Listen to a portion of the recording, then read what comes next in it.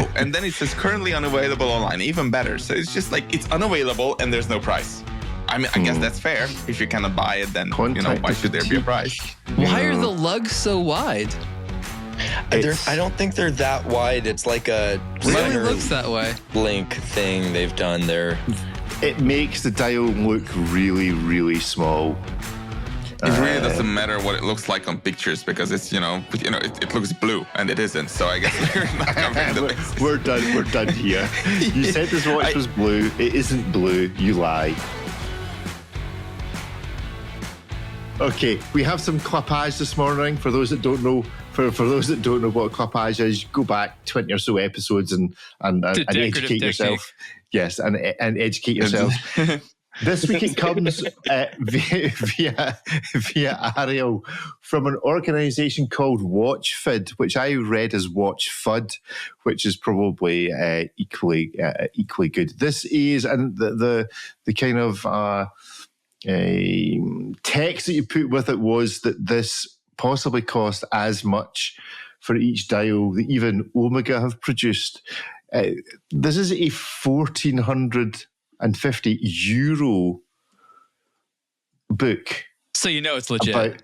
So you know they're not just producing them one at a time. It's actually printed on shredded Moonwatch documents, basically. Yeah, this should be the papers. The paper. This is the papers. This is all the papers. The name of the book is just Watch Papers. Omega gives you enough papers. If you repurpose the papers to print this, it still shouldn't cost that much. Unless this Should is we made have out of a one of the book that just Hayeks. has papers? Like there's no watches. There's just the pictures of the papers that come with the watches. A century of chronometer certifications. Yeah. So I think these guys. So they found 150 loose dials. Mm-hmm. Yeah, they stripped everything. They left the hands. Thankfully for that. And is that all? Are these even original pictures? I guess they are. Well, so it's a bit unclear. Some of them might be loose. Some of them might be decased from a watch. Not even a pusher or crown. Just so I have a problem with the price. I would love to look at this and see this, but I'd love to see this as like a brochure in the marketing materials or like a little poster like that they could send you rather than a $1,500 book, or actually the frame should be included. Let's be honest. The watch should be included. €1,500. Like frame not included. I think, I thought $200 for a NATO was a bit ambitious to hold my beer for Moonwatch. Are we sure 150 dials that made the history of the Omega? So are they saying that this isn't all of the dials? They really meant new ones for auction purposes. Just a random assortment. 150 in the current catalog. Are you joking? 150 right now? No. This is like the 150 most pivotal ones. Is it though? No, that's you reading into it. You're inventing the most pivotal, okay? They just said dials. Don't add something that isn't there, Ripley. Okay, so what should be the sequel? The one panorized design? 150 more dials? Yeah, that's like Pokemon, the next 150 then. Okay, well, we're not going to buy this one. We're not going to buy the sequel. But round of applause to watchfud.com for trying. Don't understand why we're clapping. It's an ironic clapping. Listen back. Is this anything to do with Watch Finder? Because that W is very familiar looking. There's only so many fonts. How many pages is the book? What is the cost per page? 150. Well, there's 150 dials. There's got to be more pages than that. Do we think it's probably not available on Amazon or something? Well, there's a woman with a paintbrush. Looks like a big pot of Evo stick. Are they suggesting that these are done one at a time? This is. Yeah, that's why it takes so long. Don't they have machines for this? We have uninvented everything. Look at this old machine I found in my grandma's basement. Someone will definitely pay for me to hand glue the binding. I can't be bothered to go to work today, so I guess I'm doing this now. Stupid people will pay for anything if someone does it by hand. Hand-bound, sure, I get it. But if you are hand-printing the pages, that cannot be an efficient use of anyone's time or capital. Gutenberg is looking at this and I is love like, when the book takes more time to put together than the watch. Yeah, I assumed that was Watchfinder's logo as well, but Watchfinder seemed to have done away with that as a logo. But am I imagining that used to be very similar? It's deceptively similar, yes. Yeah, but I can't actually see that. They want you to think they're a used watch platform, but in fact, they're a brand new book platform. They probably soon will be. Oh, there's Watchfinder and Co.'s one, right? Okay, it's okay. Yeah, it's definitely feasible. But yeah, if the the atelier here isn't lit by candlelight, I feel like there's one more step they could go to really sell it here. Do you think that the amount of glue that's being used could be resulting in some, shall we say, influence over thinking that this was a good idea? The fumes coming. Are you saying from we should do our glue? own arts and crafts project and ask people to underwrite it? It does look like an arts and crafts project. If we just got, I think what we should do is I'm going to go to the Omega website. I'm going to get a scrapbook. I'm going to just print off copies of all the dials and just glue them in. I think it'll be. I mean, is it literally just pictures of the dials? Is there no text whatsoever? Well, what I'm wondering is, it looks like this was all made by like a graphic designer and then just lovingly hand printed, even though we invented machines to do this so way longer ago than any of us are alive. There appears to be a bit of text, but not a lot. I don't know if Omega has anything to do with this, really. Oh, I can't. Surely even Omega. If Omega had something to do with this, it would also include Moonswatch on it, probably. But we're just not shicey enough. We need to be selling way overpriced merchandise. I mean, this is really it. That's what you get. You get the date, a picture, and 4 lines of text, which presumably is the movement, the date again, probably. The water resistance, maybe just because they're all 50 meters except about 3. Easy, how about we spend this much time on stuff we want people to buy? Right, well, such as what? What? Should we just go to the blog to watch shop? An aneurysm from this. I mean, it's just insane. Yeah, we sell shirts. We don't give them nearly the amount of attention as this stuff. Yeah. We have the uninventing t-shirt manufacturing. They're an excellent value. I am wearing one right now. Yeah, you could have like a whole year's of shirts. You could buy out our whole store, get one of everything for the price of this shirt. We printed in Hungary, and I must tell you, it took us less than a day to print that t-shirt. I'm ashamed, actually. But like the same ladies out of frame, they're also making our shirts. Do you think we could hire? We're doing this wrong, David. All we need is some shots of you standing over some old equipment, like sewing these things by hand. Please, and then, that's what we need. Add a 0 or 2 to the We price. need to show the hand glow in the darking. But you realize I'm still going through the photos on this website. I must be. There's more photos on the website than there are in the book, apparently. Exactly. So. Look, I'm still going. This is still original photos. I love how we could actually see the entire book. Just the virtue is this. Do you think it's like one of those things that if I click this fast enough, if I just really click it really fast, does it become yes, like you will see 150 dials. We guarantee it. It becomes like one of those things where it becomes a moving image. That's about as fast as I can click. I'm trying to make it a moving image. No, for those that are I can't tell if this book is going to fall apart or not. Or is this one of those things that meant to last for like 400 years? Is it bound in human skin? Like, what's going on? Yeah. What happens when they add another dial? Guys, out of date. Back to the workshop. I've just spent 1,500 quid. Can you unpin this? Anyway, I mean, that Apollo dial doesn't even look right. Anyhow, well done, somebody for creating this a hilarious intro. Okay, so that's good. It prepares us. It's got David nicely warmed up for his Planet Ocean rant, which we'll come on to shortly. But why do we give Omega so much time on this show? Danger. It's not really time that they probably enjoy, if that's any consolation, because it's mostly abuse.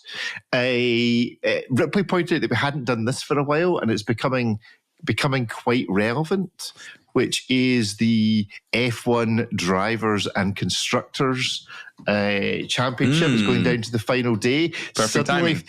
everyone got involved in Formula One on the first race, and then everyone's getting involved in the last race. That's the only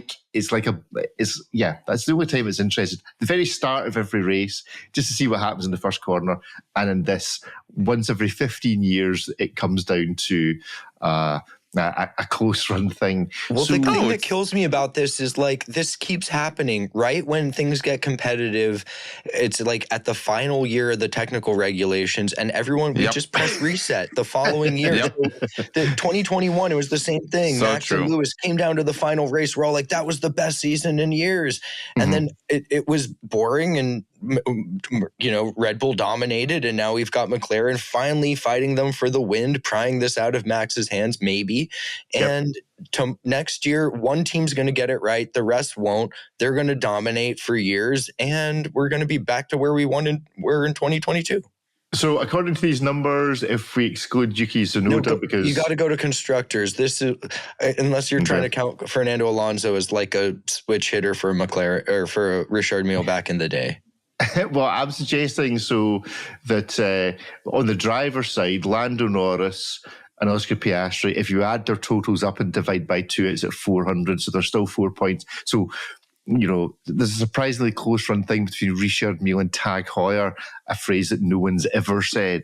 But only if you go by drivers. If you go to constructors, if you do combine McLaren and Ferrari, because they both have Richard Mille as a sponsor, and then divide by 2, they're well ahead of IWC, who currently holds second at 459. Right, okay. There we go. Tag is in third, but the second is up for contention. If Max does well, Tag might overtake IWC and claim that second spot. As Ripley said, Williams have no watch sponsor, do they? Did Williams have a watch sponsor? No. Used to have Oris. Oris could have been 5th in the Constructors' Championship. I'm not sure if that's of any value to them whatsoever. But Oris missed a trick in removing it. When did Oris stop being a Formula One sponsor? It was a few years ago, wasn't it? Did Williams have somebody last year? Did they not have they not had Bremen or something since then? Oh no, they had Bremont since then, and Bremont wasn't there for the last couple of years. So so there you go. Still looking for a watch sponsor. Maybe WatchFUD could sponsor them with their Omega book.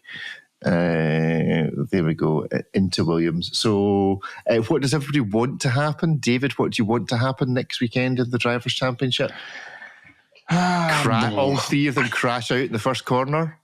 I actually want. I always root for the underdog, and in this case, it's Verstappen. As boring as it is that he's winning constantly, it would be hilarious to me if he managed to win this from clawed back from this situation. That would be amazing. Yeah, but can you? I'm not sure. I could cope with the cheesy grin that you give afterwards. Ripley, what do you want to happen? Because I know Ariel's not in the slightest bit interested. I'm not even going to ask him. Ariel's like, what is this sport? Is this a sport, really? I'm just happy you're not talking about a sport involving people chasing a ball. Oh, okay. We'll get on to that. Oh, that's coming. That's coming. Big style. And Scotland are coming. Scotland are no Scotland, no party. We're going to drink your country dry. You're never going to have seen. So I was talking about the World Cup. I didn't mean beer pong, Rick. No. We're World Cup as well. We'll drink. We qualified for once, and now it's in a non-dry country. So everyone, Budweiser, prepare the kegs. Start your engines. So there we go. So Ripley, what do you want to happen in the Formula One standings? I can't believe I'm saying this, but no, I want to see the prophecy fulfilled in Max win this. I for years I rooted for him to just have car fires or just DNFs or lightning or whatever to prevent him from winning because it was boring. But now I want to see the situation where McLaren has been so firm on not putting a number 1 or number 2 driver to the point where they have basically fumbled it numerous instances and Max wins. Nothing, and also this is maybe the last year we see Honda play any role in F1 because Ford's got their partnership with Red Bull coming. So I would love to see it go out with a bang, and they don't win the Constructors, but clearly with a not Yuki as the driver, the car can do it. Surely it's just Oscar Piastri off the line rams Max Verstappen and it's game over. Surely somewhere in the background they're saying, right, come on, Oscar, it's time to take one for the team. Forget about it. See all this nonsense we speak about. Can I make an observation? For such a technical sport, you all have highly sentimental, hopes. Yes. No one's talking about machines. Why do those two things rule each other out? It's all about who can cheat the best and bend their interpretation of the technical regulations in the most advantageous manner. Sentiments for technicality on a watch podcast? I was going to say, what do you mean by tires? Who's been doing watch podcasts and watch authoring for 25 years. The sentimentality and technical stuff, where did that come from? No, but it's I want him to win. That's it's just an odd thing going into it. It's I have a desire that a particular person prevails. I just want it to be the most ridiculous finish. Is there any way in which George Russell can win? No, mathematically out. Yeah. No, but is there a penalty system that if applied to the other three, they get 50 points? Is there somewhere in the rules where it says if you do X, you get an automatic 50-point penalty? No, to deduct points is not going to happen. But if potentially there's something that disqualifies the teams or drivers at this point. Okay. Do you just want a guy from the UK to win? Well, no, because Lando Norris is also from the UK, and Oscar Piastri is one of the colonies, so Russell can win if the person who bitched and moaned the most, without reason, gets 100 extra points, maybe 200. That's the award, basically, at the end of the year. All right, let's get back to watches. Right, okay. Let's go some watches. Well, we need to find the planet Ocean, because it's time for Dave's saved up rant. And I did see in the WhatsApp group chat there seemed to be almost an internal toning down, a consideration that maybe the new planet Ocean wasn't quite all as bad as David had perhaps first anticipated. I think it's a healthy change. I want to hear why he hates it. Has this change really taken effect, or do we still think the fourth generation planet Ocean, as I do, is not a planet Ocean? It's just I don't even know what need they think this is. Why are the lugs so wide? No helium escape valve, no party. Here's something for your consideration that I don't really. David's about to share something. Yeah, on the picture, the first picture in the article is a blue ceramic one, but it's not on the website or anywhere. I don't think it's blue ceramic. I just think it's badly rendered. Yeah. No way, because there's another one where it looks blue, and they can't be that bad. I mean, really. Well, let's go to. There's only one thing to do. Yeah, what color is that supposed to be? The links to download these images didn't even work. I had such a hard time. I did this for Mike. He's like, I keep getting a corrupted file when I download the link. I had to go download them individually. I would not be surprised if something had not gone. Did you read Brigade's latest press release? I mean, trust me, this watch group is struggling. Yeah, look at that. Doesn't it look like blue ceramic, like 100% genuinely blue? It does. I thought that was blue. I didn't even know that it was not blue. Yeah, I thought it was as well. Look at that. Zoom in on that. So wait, is it blue? Why can't we get clarity here? There is. I'll go to the Omega website and I'll show you. What color is it supposed to be? Omega, this is like marketing image 101. Tell a consumer what they may buy. So easy. It's so hard. Color like it is in store. There's look like there's three blue ceramic. There's three, and then there's the actual watch. That's such false advertising. Psycho's crying in the corner like they even have a blue crystal dial. Because all of these are all the Seamaster collection in summer blue. Hold on a second. That's something totally different. It's also got white. No, these are from a year or two ago. Right, is there a chat box in this? There's a contact us. No. Contact us. Live chat. No quiet advisors available. Okay, let's we're giving Omega so much free attention. We have actual advertisers who need us. Go to FAQ. And people say I'm just I'm too critical of Omega. What is this nonsense? If I go to Omega Watches, they don't display the price in my country. It's like, oh, and then it says currently unavailable online. Even better. So it's just like it's unavailable and there's no price. I mean, I guess that's fair. If you cannot buy it, then why should there be a price? Why are the lugs so wide? I don't think they're that wide. It's like a really looks that way. Link thing they've done there. It makes the dial look really, really small. It really doesn't matter what it looks like on pictures because it's it looks blue and it isn't. So I guess we're not covering the basics. We're done here. You said this watch was blue. It isn't blue. You lied. I did put this on. I had this on. I went to the Omega boutique and checked it out. It's still not great. I mean, the redeeming feature that I mentioned in the group chat was that the mirror polishing on the bracelets, the center links, are genuinely like mirrors, like super flat, super shiny, unbelievably sharp. So Zaratsu. Yeah. Very nice. So that's kind of cool. You can see your own disappointment in your watch that's true. Your own buyers. You can view your own buyer's remorse as you walk out of the boutique in the shiny links of this particular watch. Let's see. But like, this is a healthy update. We can critique their. I have no idea why it's blue. That is baffling because it's not an image either. Like. You can't say, oh, the lighting, like you rendered it that way. But this is a healthy update.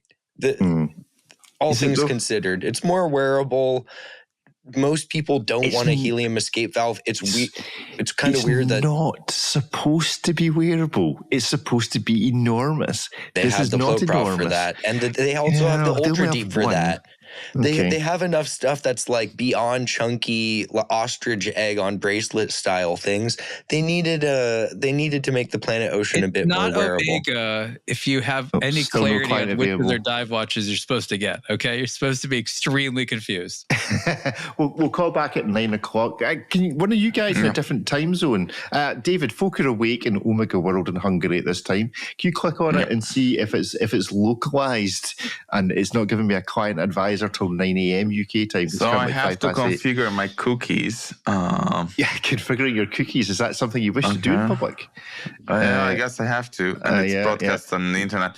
What I figured out actually as a solution to this whole helium escape thing is that what Omega should sell is a helium escape valve with a date on it. Just put it in the box. So the watch is lacking both those features, but it would just be just a valve with like a freaking date window on it. Because the watch is lacking both. But way back when we used to have like nice big boxes for the Speedmaster for not that much money with all these like little tools and extra straps and loop and whatever. The Planet Ocean should come with its own, optional helium escape valve and date window. Can you imagine configuring? Can you imagine WatchFUD producing a book full of pictures of helium escape valves for each generation of watch? This one's an innie, that one's an Audi. I configured my cookies only to learn that there's no client advisor available. Now that I configured, I gave you all my cookies, and this is what I get. Okay. If anyone is watching live, then if they happen to be in a time zone where an advisor is available, please feel free to ask them. How expensive is the blue ceramic version of this watch, as shown in all the marketing images? Anyway, so I just don't know why you'd buy this watch over the normal 300, because you don't like the valve. James Bond needs a button to press when he does his gadgets, so the 300 needs a valve. You know, just wait for the chronograph. Yes, the chronograph's going to look horrible. The chronograph. No, now they have spaces for pushers now without that pesky manual helium release valve. But there's no space on the dial. It's going to look like a cross-eyed fox. That's never stopped it before. Okay, fair enough. Right, let's get back to... Oh, actually, no, Ariel, you had something for us. You had some TV watch appearances or lack thereof in a show. First of all, tell us what the show is for those that may be familiar with it. I've seen it advertised but hadn't watched any of it until you advised that I should watch episode 6 for the introduction of the famous Rolex Submariner. So, I mean, I don't know what to say exactly. It's a comedy show. It's a segment that is a fake watch conversation about a fake watch, and they say intentionally silly things about it. But it's an interesting look as to how a comedian would make fun of watch culture. That's why I thought it was particularly interesting. So the show is The Chair Company on HBO. It's by the comedian Tim Robbins. Tim Robinson. He's a very kind of strange type of comedian, does weird stuff, very out there. It's a funny show. It's well done. It's very absurdist, but it's worth, if you like watches, it's worth seeing the beginning of episode 6 of season 1. Just to say, I mean, you guys saw it. What do you think? Is it as weird as I think it is? No one saw it. Okay. Rick saw it, but he's talking and he's on mute because he's streaming HBO Max, and HBO Max muted you. I've been muted start streaming by Sky Comedy. So this is The Chair Company. I did watch it. I didn't understand it. I didn't understand why they did what they did of saying this is a Rolex Submariner. So I didn't pick up that as to whether the guy knew it wasn't a Rolex Submariner, but just was saying it was, or whether, and so the joke was in the show, or whether it was a meta joke by the prop master to all his watch geek friends going, hey, look, I'm going to try and pass this off as a Rolex Submariner when it's not, because I've got an idiot director who wouldn't know. So I didn't understand whether it was a joke within the show or whether it was a joke for all the watch geeks out with the show. It was a joke about watch culture, like right, okay, watch show off culture. Right. Okay. Like the part of it where the guy's like, the guy at the boutique said this isn't coming out for 3 weeks or 3 months, but I'm like, no, you're selling it to me now. Like that weird part of like, I got to have it first. I have it before it's even released. You know, like it talks about some of the, we'll call them less glamorous reasons that people might want to buy a luxury timepiece, right? So it's a comedic look inside our culture. I don't think it was written by a watch guy. That's the funny thing. Right. Okay. Okay. So go and check. Is it a good show? I mean, it's about chairs. You're a big fan of chairs. You clearly will not like it. You, sir, are the wrong audience. Am I the wrong audience? It's absurdist. I don't mind absurdist. You don't? No, I'm a big Monty Python fan. That's mostly absurdist humor. Yeah. I mean, okay. So the guy, does he actually sell chairs? Tim Robinson was kicked off of SNL. He was too weird for SNL. Okay. That's like his background. Too weird or too funny? Because SNL is simply the least funny comedy show I've ever. It's just not funny. That's a whole other story. David, do you agree? Do you find SNL even vaguely funny? Sometimes the news thing that the two guys do, Colin Jost and the other guy does, sometimes that's quite funny. That's quite good. The rest of the show is just, I'm sorry guys, that's not funny. It's not even vague. It's just like people speaking at each other. Make some actual jokes, folks. It's like comedist, absurdist, art house stuff. It's a look. You have to have grown up watching like tons and tons of weird artistic things, weird comedy, like underground stuff that I've seen. It's not mainstream. The point is, this is a funny scene if you're a watch person. Okay, right. We'll go and check that out. Let's go to a bit of final conclusions in Dubai Watch Week, because David has joined us this week. Dubai Watch Week 2025 delivers a needed boost in lessons for luxury watch brands. David, top lesson that the brands should learn from the fact that effectively an AD put on what's been widely considered the best watch show in the world. So the brands, turns out, are incapable of putting together a good watch show without the expertise of people that know how to sell watches. Surprise, surprise. Yeah. Yeah, I think, you said the takeaway message from Dubai Watch Week is that it is possible to do a watch show that involves people, that is inclusive in the truest sense. It's people can go up to the brands. It was scaled perfectly. Yes, it took a lot of work. It took them to, roughly 10 years to grow to this stage. They have taken, and I think this is one of the most important points here. taken a lot of feedback across. The last time I went to Dubai Watch Week was 9 years ago, but the team covered it across all those years. And I went also last year to Hong Kong, where they organized a smaller event.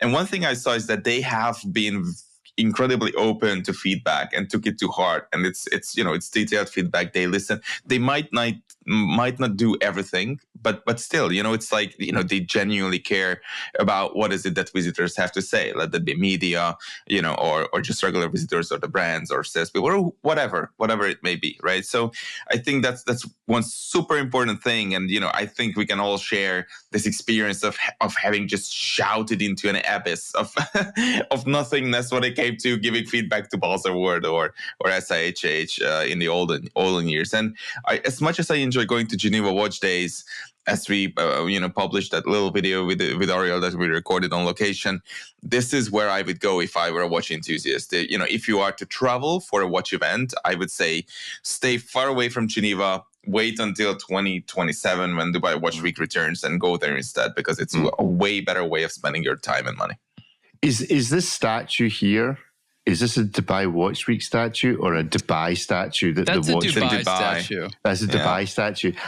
Do we not think that should be the new awards? We should be adopting that as the award as opposed to the little baby hand from... If only babies probably will be. Yeah.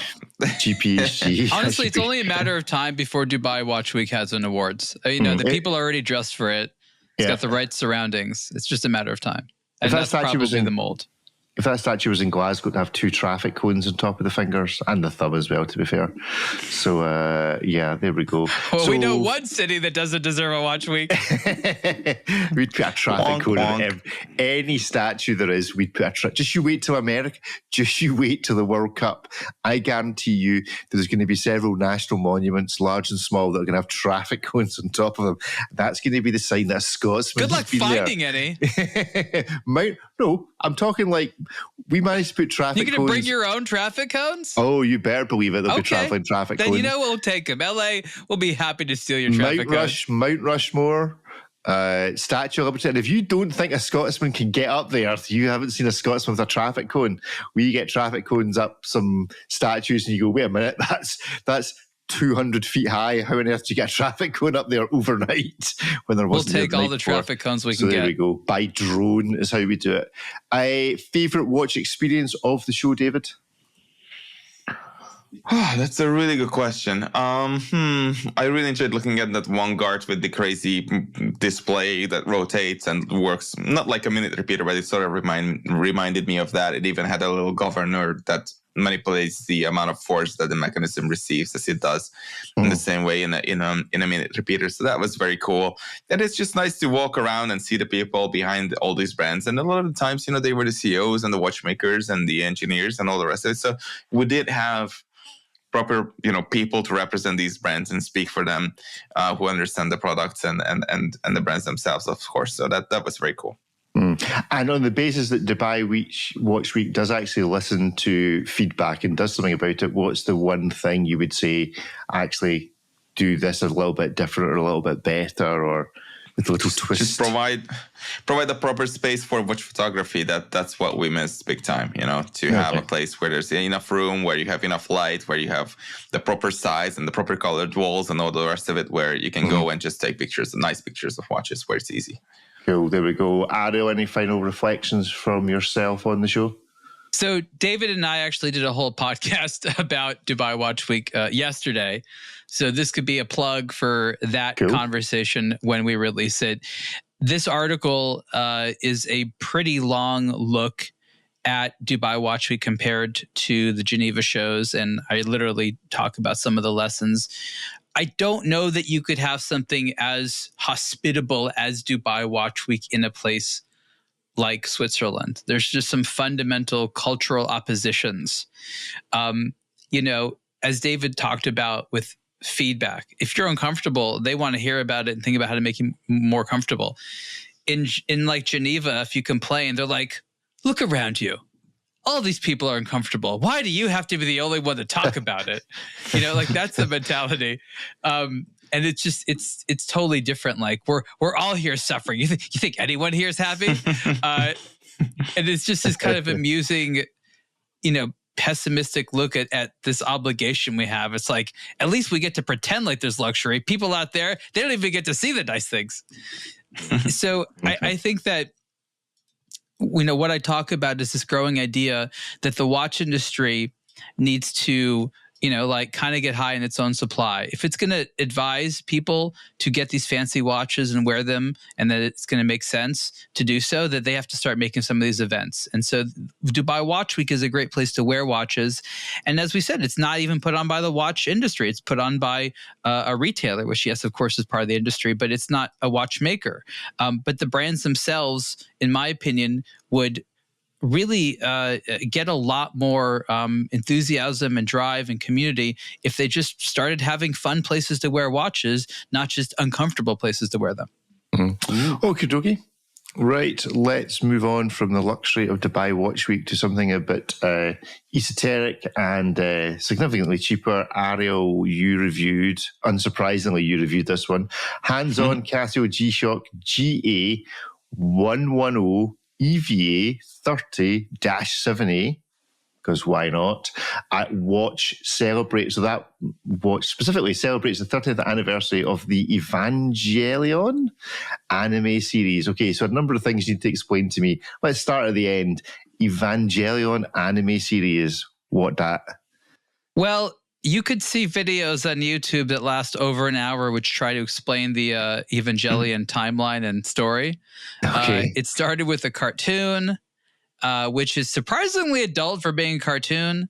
Then there was a bunch of movies, video games, bunch of random things. It's people like it because it's artistically interesting. It's basically another variation on people and giant robots fighting monsters, but it's very deep and interesting. Big cult following in Japan, of course. And this is one of a few watches that Casio G-Shock has done with them. Of course, they like to sort of celebrate these elements of Japanese culture, just like Seiko does, just like Citizen does to an extent. But Casio and Seiko really do a lot of it.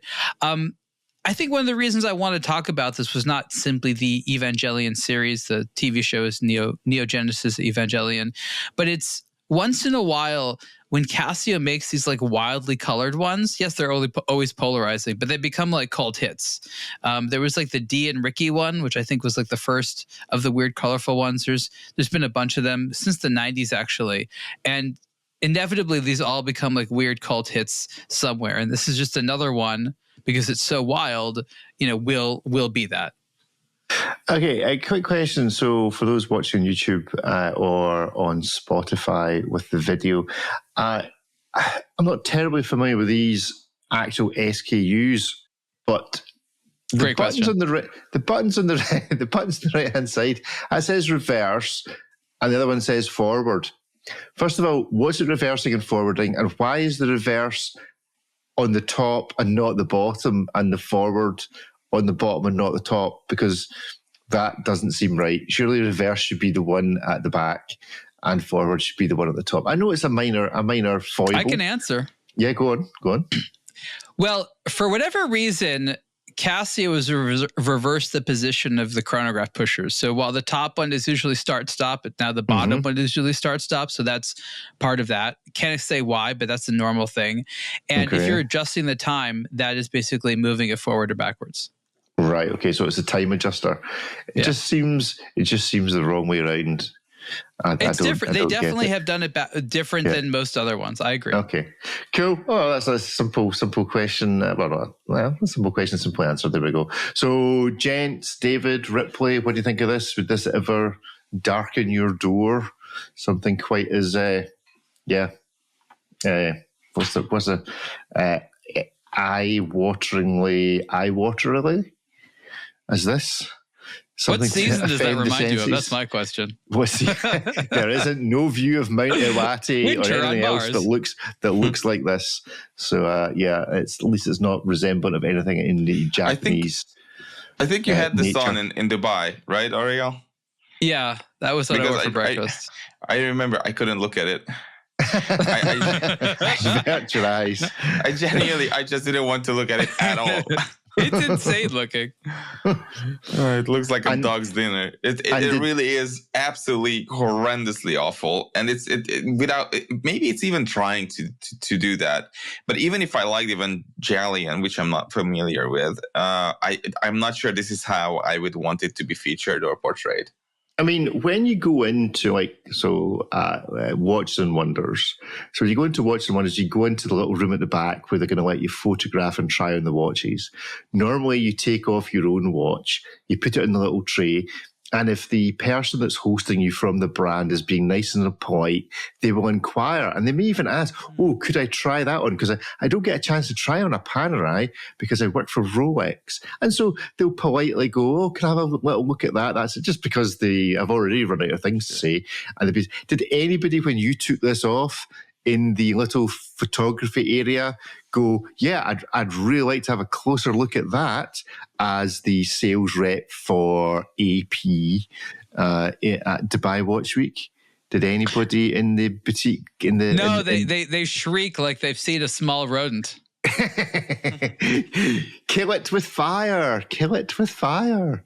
Yeah, I can understand why you like it. To be fair, I quite like it as well for no particularly good reason. How much is it? Is it an expensive watch because it's a branded? No, $280. So I assume there's not much. Here's the funny thing: it's not that much, but it's double the price of the non-colorful version. Oh, is it? All right, okay. Well, yeah. So usually they don't increase the price for colored versions for whatever reason. I guess they had to do so much work they decided to make it double the price. No, they have to make it while not looking at it. It's so ugly that they have to do it with their eyes closed. Only certain employees will do it for overtime pay. Yeah. It's like those guys that went into Chernobyl. They could only go in for so long. Maybe there's like an extra PI cover that the designers need to buy just in case anyone gets 100%. Injured by it. It does look radioactive. That is true. It's the insurance waiver for the watch. There we go. I really don't hate it. Like if you look at the normal whatever that means for that SKU of that Model G-Shock, it's not like anyone's looking at that being like, what an understated, tasteful piece. The hands are all gear shaped. It's large, even by G-Shock standards. If you're going to do it, you might as well do it. What color do you want? Yes, all of them. In any pattern? No, just however you want it on there. Throw it wherever's easiest. Throw a little caution sign in there. Yeah, like there's a traffic cone, Rick, whatever that thing across the middle is there.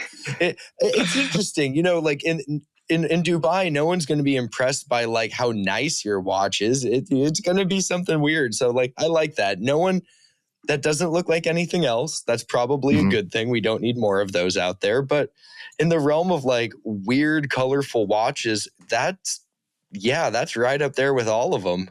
Yeah, we don't know why Ripley's volume suddenly went up 20 decibels there. I don't think it was because Ripley was particularly excited about this watch. It has settled down, but to both our editor and our audience, if Ripley seems to be overly excited because his volume, I'm just really excited about it. It's just the tech.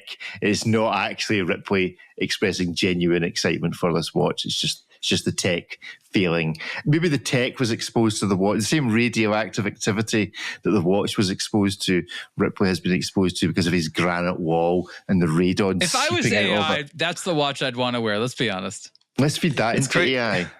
It's great against theft. You can monitor it from space.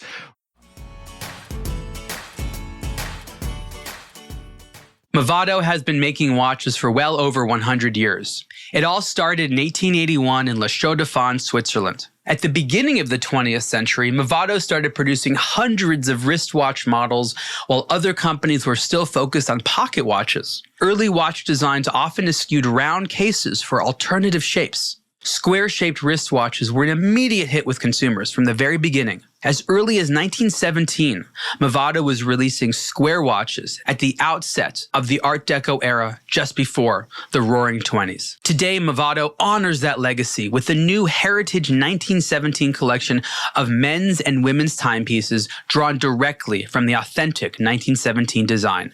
The Movado Heritage 1917 family of wristwatches features a variety of styles, including automatic mechanical movements in all of the 35mm wide versions. Inspired by the past, but faithful to modern expectations, the 1917 watches feature classic, legible dials, modest wearing proportions, and are available in a men's 35mm wide size and a women's 25mm wide size, as well as a choice of bracelet or strap attachment options. Designed with all wearers in mind, the Heritage 1917 is nevertheless an enthusiast product featuring design excellence and Swiss-made mechanisms. Check out the Movado Heritage 1917 watches at department stores, select jewelers, or online at movado.com.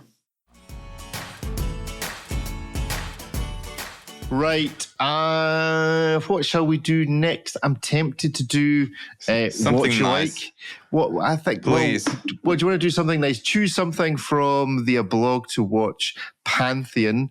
I will go through the articles that have come out this week, and choose something that you particularly feel relatable to. The Garmin Fenix Pro, is that a step up and an improvement from the G-Shock? The Luminol? It's a pretty awesome thing. Extremely low. Yeah, the bar is extremely low, as has been said. What did you like about it so much, Ariel? Are we going to go into this? Yeah, go for it. Is this the watch whereby if you press all the buttons at the same time, it forgets all its history? No, that's the one's branded as tactical. This is ultra bright, and it can it's like basically got some satellite phone messaging capabilities. This is that device that when the Apple Watch came out, someone's like, yeah, when it does this, I'll get it. Now this does all those things. It's a full-on Breitling emergency replacement, mobile phone replacement if you want it to be. Nothing can replace the Breitling emergency. Unless I can also garrote someone with the watch, then it doesn't. It's not a stealthy ninja watch. What I mean is it'll find you around the world. It's not just GPS in the sense that it receives signals from GPS to track where you are. It can communicate with satellites. It's the first watch with a micro LED screen, which is very bright and has extreme viewing angles. So when you look at it like almost from the total side, you can still basically see it. Okay. This is the technology which is going to replace OLED moving forward, but it's still kind of nascent. So they could only make it in the 51 millimeter size, which is thicker than the normal other ones. It's like 18 millimeters thick. Do you actually want your watch to be able to be read from every angle? Is part of the thing not, I don't want the text message that I've just received to be visible to the person across the room in the meeting? No.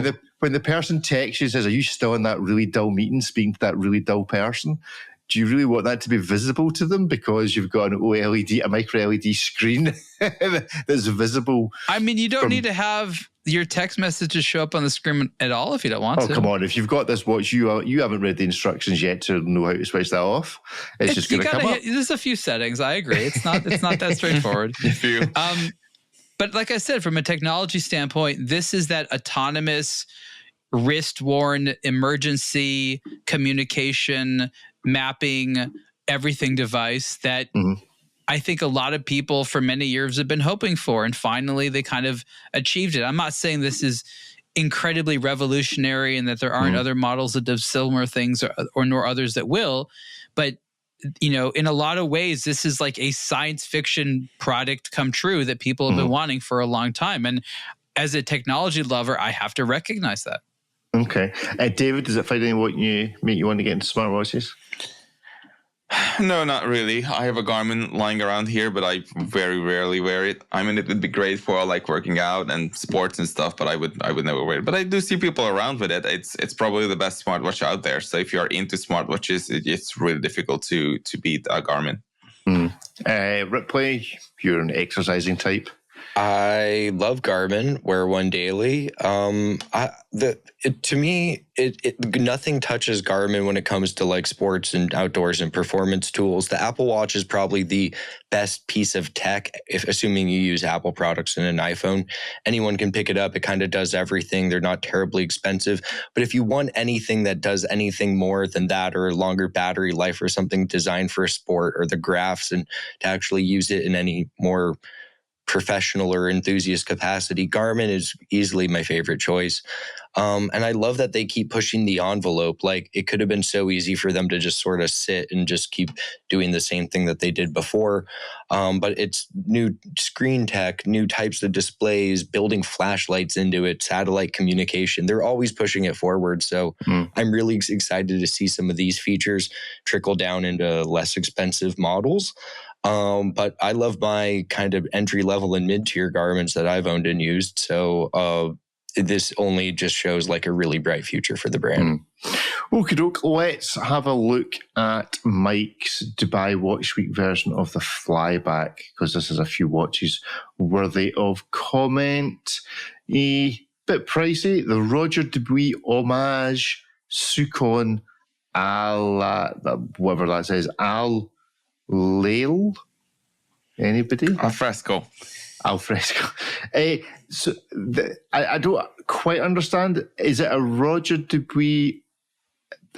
Have they called it Roger Dubuis Homage? Is Mike calling it? I don't understand. No, that's the name of the model. So how does that work? What's it homaging? Itself. So it's that kind of meta joke, right? So Roger Dubuis' own homage to Roger Dubuis. Yeah, okay. Did you see this watch? Yeah. You don't sound very enthusiastic. No, it was nice. I'm just realizing that if you're not like steeped in Roger Dubuis lore, this could be highly confusing. Right, okay. So steep us, dunk us in some Roger Dubuis lore, bring us up to speed on this. I'll go to the Roger Dubuis website as well. Roger Dubuis today decided that, like many other companies, they want to be like an older version of themselves. Mm-hmm. Yes, they make wild watches, but a lot of people have been asking them to remake a lot of the designs from the past, and now they've started. Okay. The homage collection, I guess, is part of that. I think it'll further break down. So this is a new movement, and this is a new watch meant to kind of look like some older ones. Yep.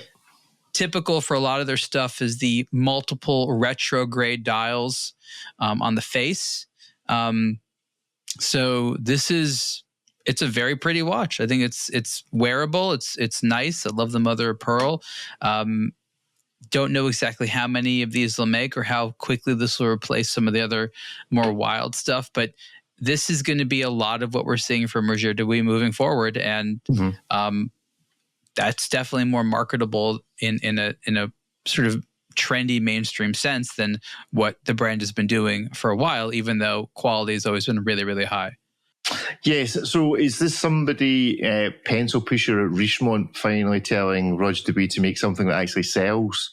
Something like that. Yeah. Could be. There's obviously been some chat that some of the Richemont brands may be departing the Richemont group management. I think Bob and Mercier may be not long for the Richemont world. Yeah, but like, what has Bob and Mercier actually done wrong? Like, you know what I mean? That's the sad thing. Like, nothing at all. It's actually a decent brand, but it can't get a break because they can't give it a buck. Exactly. The people who own it don't care.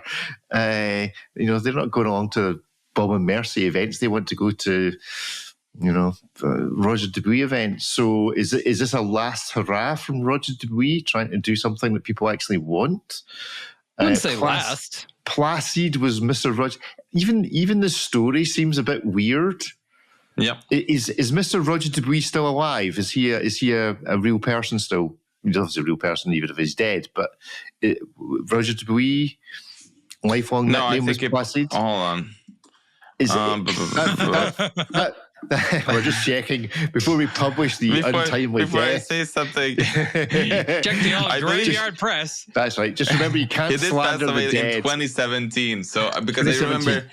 But I just didn't want to say something like way out of line. But I do remember going to the manufacturer and there was this picture, and I was like, "Oh, okay." So I remember at the time we even went there like that year or something like that.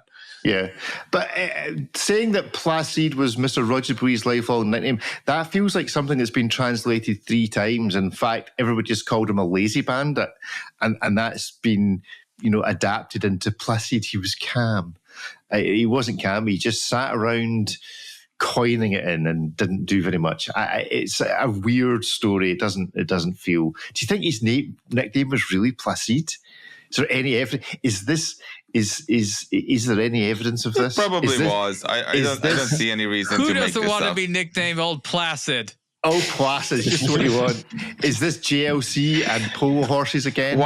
Why is that the story though? I think this is a bunkers watch. It looks cool. You cannot read the months or the days half like 2/3 of the time.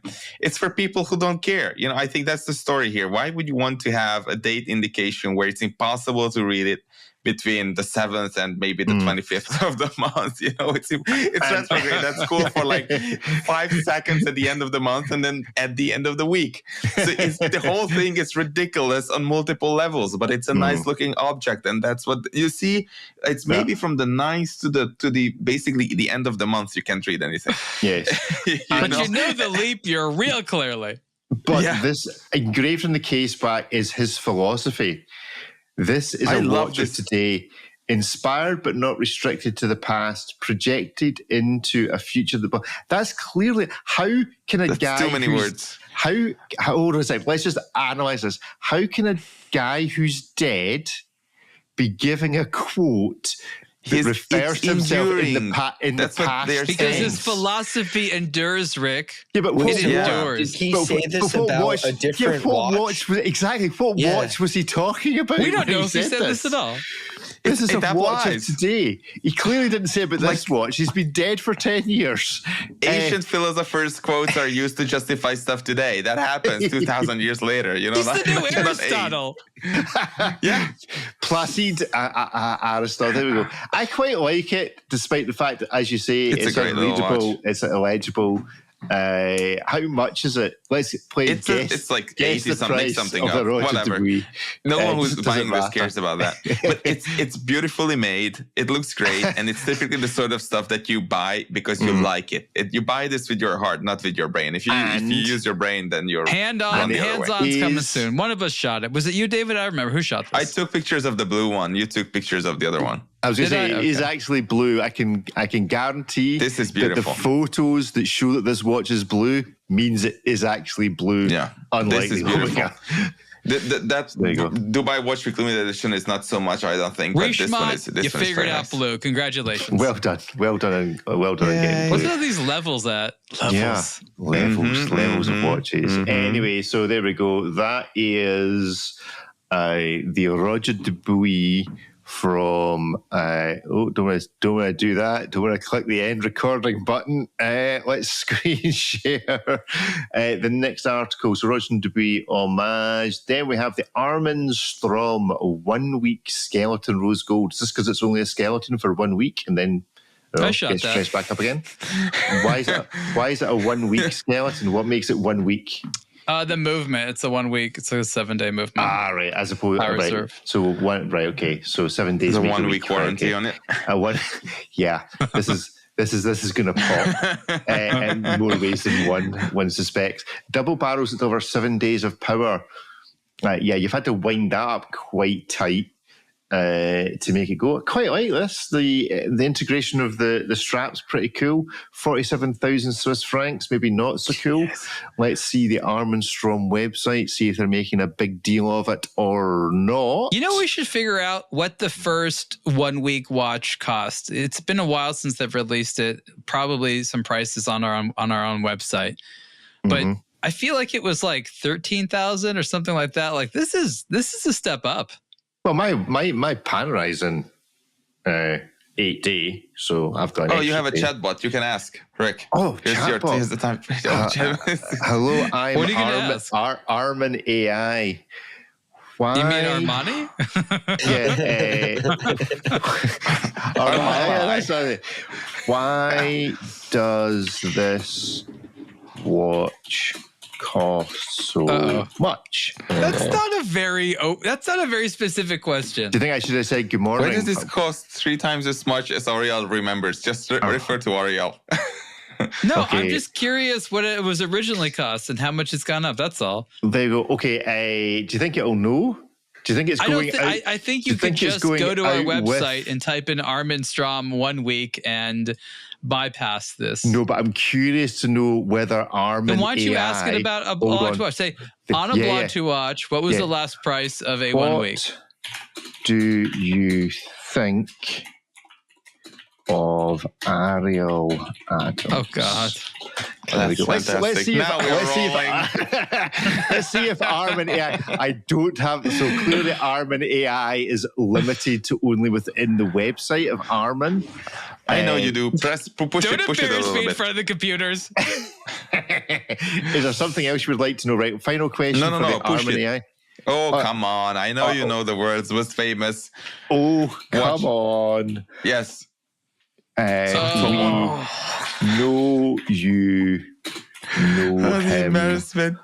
Look at a blog. I can't type this quickly to watch.com for more info or Hodinky. If you please. We need a separate thing where it's just you live streaming yourself chatting with chatbots. Chatbots from websites. I don't. He's insistent. He's insistent that, or she is insistent that you suck. Just upset it a little bit. You're useless. Horrible and know nothing. There we go. Let's see if it takes offense.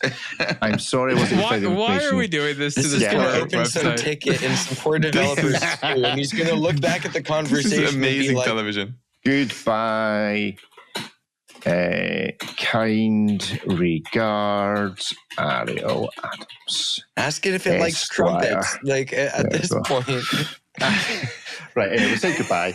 Right, let's say thank you for reaching out. Have a great day. Well, thank you. You know, the funny thing is that people at Armstrong will be reading this and thinking that it was actually Ariel who did all this. That's the idea. Like this super narcissistic thing to go on and watch with Chatbots. We have to explain this to them. They are sitting there in their sweet little offices. It's as dark outside as it is here. It's miserable on a Tuesday morning, and they're like, "Oh, look, Ariel is going on a narcissistic rant." Advertising budget available. There we go.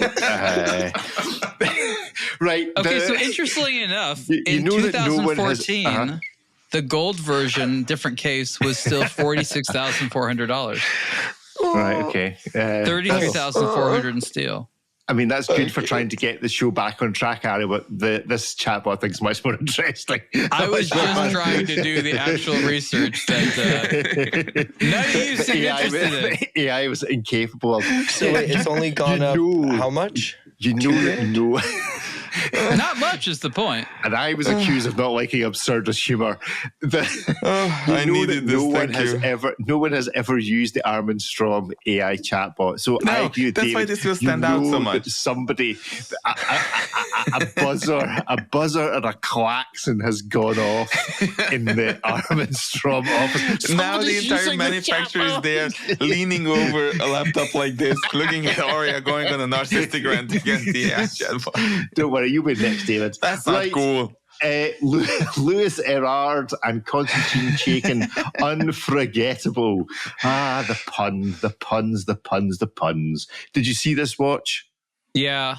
Yeah. Were you suitably impressed at the punnage involved?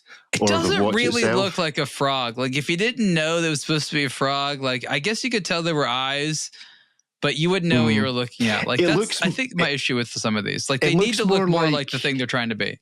It looks more like, what's the dragon called and How to Train Your Dragon? It looks dragon? More like, I don't know. Yeah. Dragon? It looks, what's the dragon called? I know what you mean. Yeah, it looks that more salamander like, looking thing? Yeah. It looks more like that than a frog. $4,500. Is this feels like them getting into those MB&F Friends lottery watch type thing. For those that don't really need a watch that tells the time but just is a talking point because you have nothing else good to say for yourself, so you need someone to start the conversation. Which incidentally, just as a wee sidetrack, for the second time, somebody commented on my Panerai. Somebody came across the room and said, "You're wearing a Panerai." So there you go. twice in 10 years. It's like congratulations. Now you'll get the clappage next time. I want to hear more. So he says you're wearing a Panerai, and then you're wearing a Panerai. He was wearing a Rolex Ghosted Daytona, and then proceeded to tell me about all the watches he'd had to flog to buy a house. But it was an interesting conversation. So there you go. But he was specific. I was sitting down. He was standing having a drink with somebody behind me and says... But to clarify, he said, you're wearing a Panerai, not nice Panerai. Yeah, he didn't say anything. Oh, no, did he say that's a cool Panerai? Or maybe I just dreamt that. But I think being recognised twice for wearing a Panerai technically makes me an ambassador and entitles me to a free trip somewhere. Ideally somewhere sunny rather than these ones where you have to do exercise. Yeah, but this can be the difference between like your flies undone and nice pants. You know, it's like they're both comments on the pants. Okay. But okay, yeah, fair enough. Anyway, back to the Konstantin Chaikin unforgettable. Does it? So is it unforgettable? Or actually fairly forgettable? It's pretty forgettable. It's okay. It's just I can't see anybody wearing it be like, I can think of all the occasions I'll wear this. Like, it's kind of interesting and fun. I'm sure they'll sell out. Chaikin, his name goes for a lot, and this is definitely not new in terms of price point or theme to Louis Erard. But I just like I can't think of a single time where I'm like, oh, I know the exact occasion to wear this thing. But our Konstantin, I'm a bit confused. This is $4,500, limited edition. It looks like. How is this movement different from the one that Konstantin Chaikin sell for? I believe just their standard regulator movement on the side. Yeah, this is a Louis Erard regulator movement turned, you know, a quarter turn. And so instead of having like the hours and minutes vertically oriented with the central seconds, it's shifted. And I'm pretty sure the crown is now at 12 instead of 3 o'clock. Right. So where is the Konstantin Chaikin? So this is just a second hand. It's an artistic collaboration. There's no craftsmanship from him. Yeah, it's in the style of the ones he does, but some of his will be really complicated, like the mouth moves or whatever. This is like a sideways regulator from Louis Erard, but they've done the eyes in that manner. Okay, cool. Well, let's move on then. Gerald Genta Gentissima Urson 41. Oh, yeah. So this is a 41 mil titanium meteorite dial. This is presumably with Gentissima. Is this aimed at gentlemen that wish to wear... Actually, what is that? It looks like... These are the most studied it's supposed to be a sea urchin. Don't you see it? Dog collar. I thought it was blingy. I thought it was diamonds at first, but it's not. It's like it can be. Dog collar. This is the first of the larger 41 millimeter versions. Right, and they're using a zenith movement. Okay, whatever they could find. I don't get any of this. Probably Zenith wasn't paying attention. They just took it. Well, to be fair, at $25,000 or Swiss francs, you could just go out and buy some out the back door Zeniths from the boutique for 40% off because they had to shift some stock and just actually take the movements out of them. You probably wouldn't need to involve Zenith at all in this process. You could just use the movements.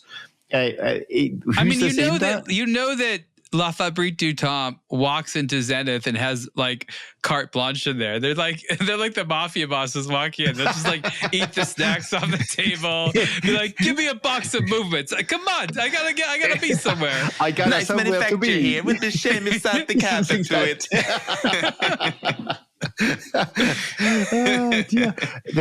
Yeah, okay. So who's this aimed at? Someone who wanted a cocktail watch and then said, nah, make it 41 millimeters. Yeah, look, so... It's an experiment, okay? The 36 is cool. The 36 has like a fancy in-house made La Fabrique du Temps automatic movement. The 41, they're still trying to figure. It's a good size. It's a little oddly designed at first. The the 3060, that one, that one with the spikes and the cuff. That's the one they need to make 41. That's the one. I was going to say exactly. That's the button. That needs a button strap. The 41 needs a button. That sort. It'll happen. So I think they're just trying to figure out, like, will anybody buy this at 41 millimeters? Yeah. Do we want to use the new movements? No. Use the elites. Come on. Somebody at LVMH must also make a biker jacket that's designed to go with. So we want a General Genter biker jacket. The jacket is going to cost more than the watch. Yeah, probably. But okay. Well, enough of that. Is there anything else on the flyback? There is more on the flyback. Ariel, you had a rant some time ago about watches with small windows in them. Does this count as a watch with a small window? The Varro Tenor, the Pearl Diver. This already sounds bad. This already sounds like somebody didn't get the joke. Nice. Okay. So first of all, the thing he had was totally broken and the windows were not even aligned. Okay. And I'm like, can't you make your one sample watch not be so janky? I shot it anyways, but the glare. It's not a diver at all. It just celebrates people that dive. Okay. In Dubai, prior to them finding oil, apparently this was their primary way of making money, is they would dive for pearls. So that's why it was released there. This is, a new brand. The case is cool. It's very nicely, it's like this 3-dimensional artwork in there. It's very nicely done, but it's a highly, we'll call it a regional piece, with the sort of Arabic numerals for not the number Arabic, the letter Arabic, the pearl diver concept. So it's very, very beautiful, but very niche. And unfortunately, the only one I got to see had all messed up windows. And do you think they could have mentioned Voutilainen more times on the dial in order to try and give it some prestige behind it? Yes, I think they could have shoved it in there a few more times. Kari Voutilainen, and then Voutilainen and Catan. It's a collab with a board game. No, Catin. Anyway, well, there's the person that engraved it. There's I see. There's the painting in the background. Bunch of craftsmanship. And there's no price, right? Yeah, there's no price. I was just going to say there's no price. It's. I talked to him about it. It's not surprising. Okay. It's high. It's over 100, of course. Of course. How many pearls can you buy for the price of the Pearl Diver? I don't know the going rate. Your whole pearl farm. Okay, right. And then Louis Vuitton Escalade Malachite and Louis Vuitton is that how you pronounce it? Escalade Turquoise. It's a nice looking watch. So beautiful. So nice. I do like the fact that it's continued in the case, a bit like a Bremen. The case profile is just mwah. Would you like that on your Panerai? Would you like some turquoise on the periphery there? I think some turquoise in the periphery there. I think Bremen with their triptych cases are missing a trick. Putting some of this stone effect on the side. That's going to not be door handle. It's not going to be door handle friendly though, let's face it. Although if you own one of these, somebody probably opens all your doors for you.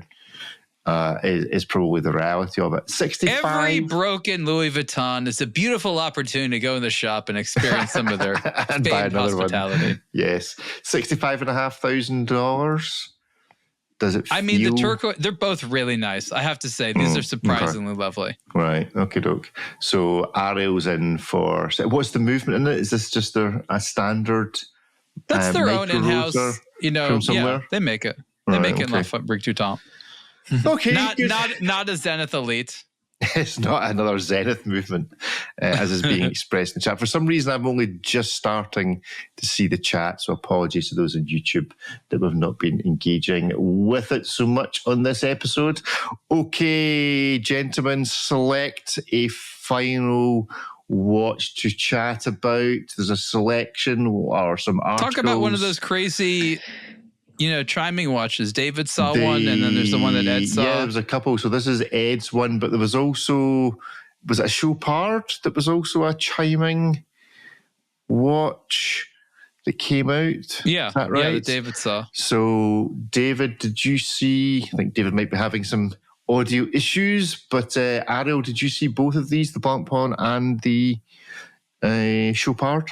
Oh, don't ask me. I was not at this Blancpain event. Ed was there, and Dave was the one that saw the show part. I saw the show part very briefly in Dubai, but I'm not an expert on it. Well, David has vanished, so we now have absolutely nobody who's able look to at all those hammers. Watch. So we'll just Four hammers. We'll just look at the hammer picture. time.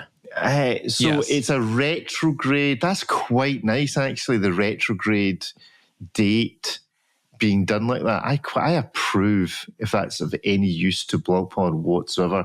And the fact that it's all pointers, again, I approve. It's the way it should be done. So there you go. And it's a grand sonnery. So going to our show within a show, Watches 101, explain the differences in sonnery, minute repeater, Westminster chimes. Give us a 101 on the differences in the noises that watches make. And why I can do some of it. And why a Casio G-Shock can do them all.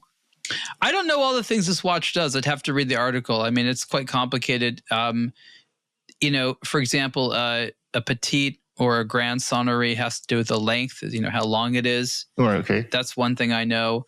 That you have hour strikers and minute repeaters. I don't know if this one has all that. I think this one is just more standard of a minute repeater. I see it has a selection thing on the side there. I'd have to read it there, see what it does. Obviously, there's two mainspring barrels, one for the chiming mechanism. So what I think we have going on here is a very elaborate minute repeater, which has a very long, complicated chiming mechanism. Yeah, as I understand it, grand sonnery will chime the quarters and the hours as they pass, so you can switch it on or off, but it'll make noise. You don't just have to pull the lever when you want it to make noise. Right. Okay. So it's but this one is done to the nines, and then the Westminster chime just plays the jingle. Oh, there we go. There is actually the jingle in musical notation. Interesting. Can you sing it for us? I'm sure you can read music. Who knew as a drummer that the Westminster melody was in 5/4? Best choir boy voice. Come on. I'd never actually mi so fa si mi fa so mi fa si fa so mi. Right. Okay. Whereas the melody Blancpain like an angel. I'm not even going to bother. Right? Okay. Let's not do that. We'll stick it in the Chat GPT and make it sing. Make it play bagpipes to that. In fact, that's what I'm going to do. I'll just go to say, repeat this. Repeat this, but with the noises of bagpipes. So there we go. Right. Well, that's a grand sonnery from Blancpain. David has unfortunately left the building. Do we know how much this is? Oh, okay. Guess the price of the grand sonnery. Let's have a scroll down. Does it have a price? Million. Does it have a price? It's like $900,000. Okay. Right. Okay. Ariel, guess the price. More than $1 million. No, so guess an actual price rather than just more than $1.5 million. 1.5. Ripley. 987,000. 1.7 million Swiss francs. That's painful, and actually that's not. That's a whole lot of villa. That's not. How is that even vaguely justifiable? How is that a 1.7? I mean, it's a really How nice much you're hiring an entire orchestra cost you, sir? It better play the Stairway to Heaven. Forget the Blancpain chime. Let's just see. I'll go back to the page because there is a YouTube video of it playing. Maybe we should play. Maybe this should be our. We should change our music and just play out in this. Oh, that's. It's a transformer. It makes none of these sounds. Buying that. If that's the noise it makes, I'll buy one. It seems to make the theme tune from Game of Thrones, from what I can gather. Seems to be what it chimes. Why? The... Oh God! That's how Game of Thrones should have started. They should have played the music. It's the most epic lead up. Just bass, taiko drums, boom, boom, boom, and then ding, ding. Has I'm back in. Okay, so in the world of watches, has there ever been something more disappointing that shouldn't have been disappointing? Because still, it is an incredible thing They just to had have the done. wrong lead-up music. Let's be honest. That's all it was. That is absolutely. We're going to play out with that every week from now on. That is our new theme tune. I think. And that was them like enhancing the sound. You know what I mean? Yeah. That is our new theme tune, folks. That's where we're getting it from. Until I wonder if we stick that into when we publish this on YouTube, the edited version, whether we'll get a copyright strike against that. Well, why are you playing the Game of Thrones? Oh, wait a minute, you're playing some tubular bell. What is this? It will just the Google algorithm will just go, we can't publish this. It's an aberration.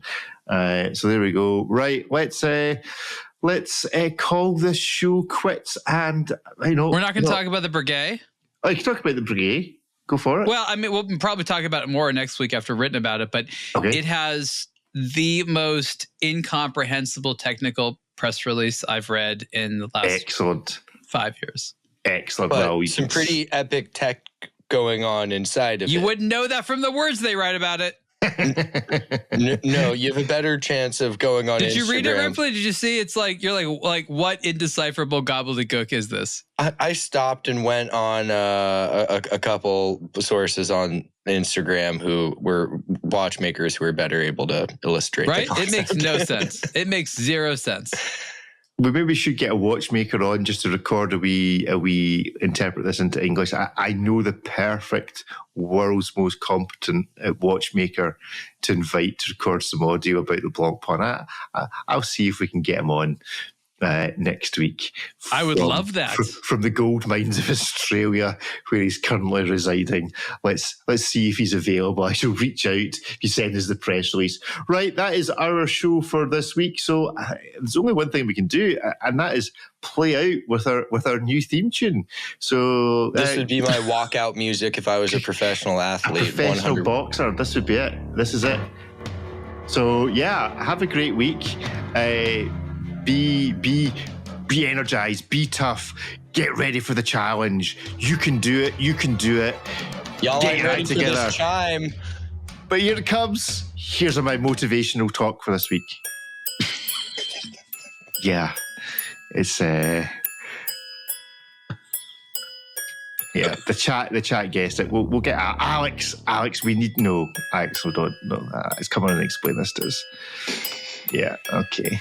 It's disappointing, and it shouldn't be. Do either of you have any idea what time it is? That is an alternative. I was desperately trying to count that. I was like, what? Wait, what? And on that bombshell, we will see you all again soon. Cheerio. Bye-bye. Bye, everyone.